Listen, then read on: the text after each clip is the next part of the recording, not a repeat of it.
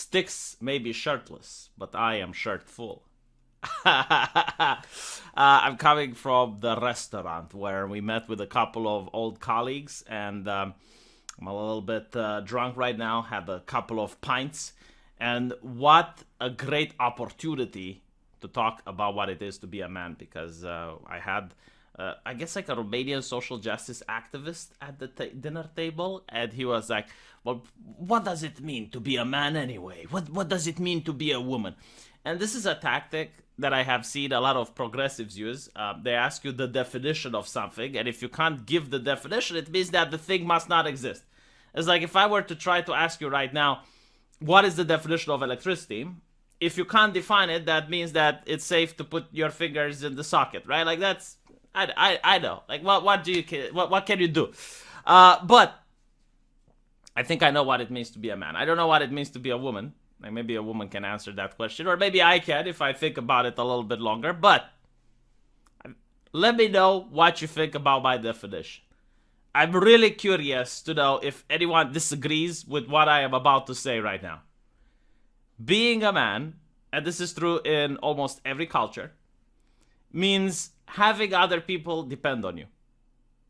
That's when no one is going to say you're not man enough. So if you are in the situation that if you were gone tomorrow, like something would happen to you, other people would suffer, and I'm not talking about emotionally, but like their life would deteriorate with you removed from the picture, then that it's when you actually have become a man. If you are a person that relies on others, so let's say a teenager, right? Like a teenager who's in his mother's basement, because even the progressive use this as an insult, right? Like the perpetual divorced mother is not the parents' basements anymore, it's the mother's basement. And the mother is also a woman of affluence. Having a basement in nowadays is actually quite significant. I don't have a basement, you know, I don't consider myself poor, but I don't have a basement. Like I do think that people who have a basement are rich, but living in your mother's basement, right? Like that is not a man, that is a boy. That is a child, that is still a teenager. Even if, let's say, he would be 45 years old. If he lives in his mother's basement, society would look at him like a child. Like, why aren't you moving out? Why are you still depending on your mother? That is not what a man does. What a man does, he provides. That is in every single culture known to man historically as well as in present. Even the social justice activists who rally against gender roles, they still go to this insult. Why are you living in your mother's basement? Because deep inside, they know that a person who cannot provide for others, and especially cannot provide for himself, does not fulfill the gender role of a man.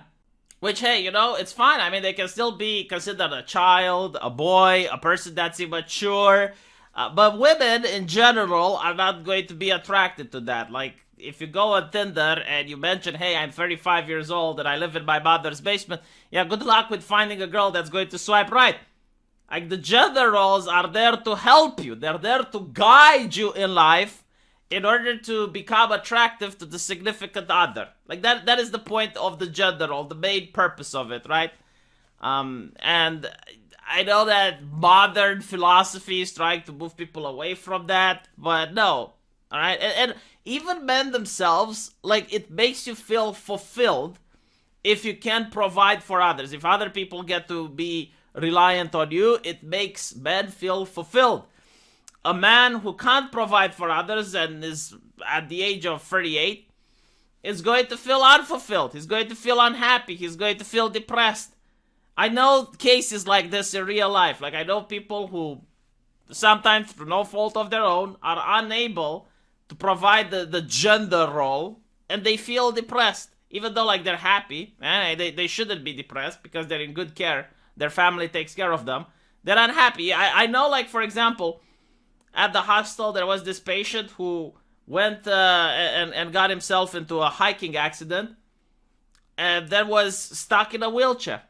And other people had to take care of him. His family did the best they could. It wasn't that he was lacking for anything, but he was depressed. And the number one depression was that other people have to take care of him. I know elderly men who feel the same way. Like old people. They feel depressed. And one of the things that I hear old people say constantly. It's like that I hope I never end up having my family taken care of me. This is not something that society ingrains into their head, right? Because in most cases, in fact, you have their family members saying, like, it's okay, grandpa. Like, when you get to that age where you can't walk, we'll take care of you. Grandpa doesn't like that shit. Right? So it's not that society in fact, like, society can even tell them the opposite.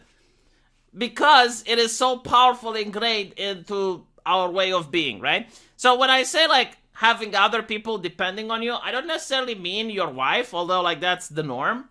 But if you have, let's say, a 29-year-old man who still lives with his mother, but his mother can't walk, right? Like, she is immobilized in bed and requires someone to take care of her.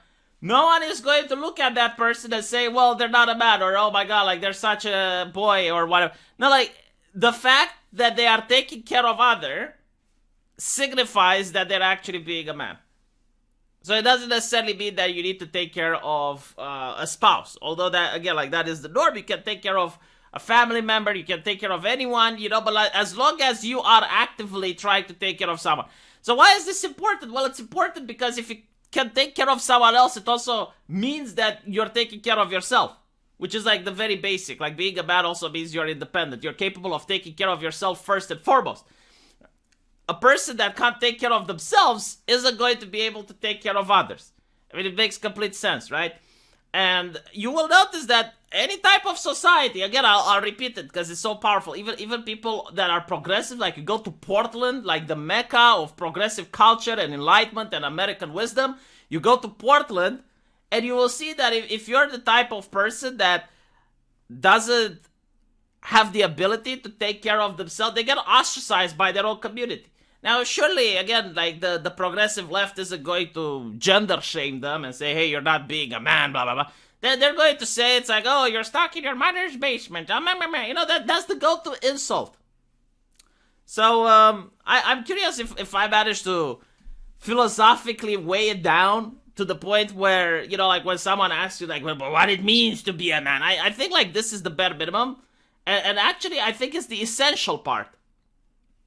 There's obviously, like, other issues depending from society to society, culture to culture, various time periods, what it meant. But, like, look at it this way, right? Like, a soldier, right? Like, he can take care of others. Like, he takes care of the people at home. Like, he keeps them safe by going on the front. That is the definition of being a man. A firefighter, he keeps other people safe, pulls out the fire, saves other people. A doctor, right? Like, all these things. And by the way, like, a woman can also fulfill these things, but, like, I don't know what it means to be a woman. I'm just saying that what it means to be a man. Of course, a woman can fulfill these roles. That can make her a tomboy, right? Like, that's what we usually say, like, a tomboy, or she's got more manly traits or something like that. That can actually be arousing for certain individuals. Depends. But before I go off in a tangent, I am really curious what you guys have to say in the comment section, because I think I narrowed it down as much as humanly possible. If you manage to take care of others and those people would be worse off without you, then you are a man. You fulfill the gender role. In all societies on the earth, in all the time periods, you know, like, this was like the bare minimum requirement. Let me know what you guys think, and I'll see you in the comment section. Take care.